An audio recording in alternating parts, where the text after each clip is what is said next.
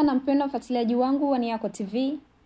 Niyako TV unapata habari, burudani, michezo pamoja na mambo mbalimbali yanapatikana hapa Niyako TV. Jina langu ni Sara Caleb.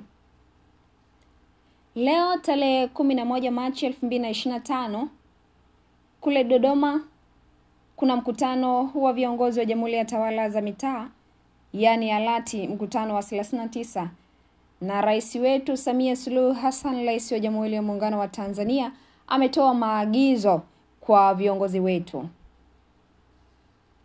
Rais wa Tanzania Samia Suluhu Hassan amesema katika kutafuta ufanisi wa utendaji kazi serikalini ilimpasa kufanya mabadiliko ya nafasi mbalimbali za uongozi ili kupata viongozi ambao watakwenda sambamba na kasi ya utendaji.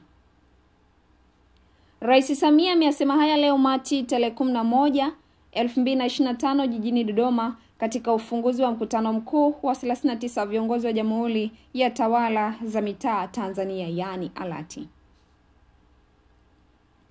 Pia amewataka wakurugenzi wa halmashauri, wakuu wa wilaya na viongozi wengine katika serikali za mitaa kutoa taarifa mapema kama wana mpango wa kugombea ubunge.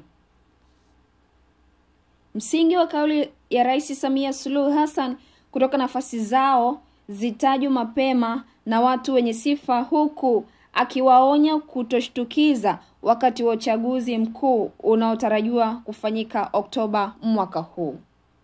Hii ni Niyako TV. Utapata mengi zaidi kutoka hapa. Endelea kusalia na mimi, endelea kusalia na Niyako TV. Tunasema habari yetu ni habari yako. Shukran.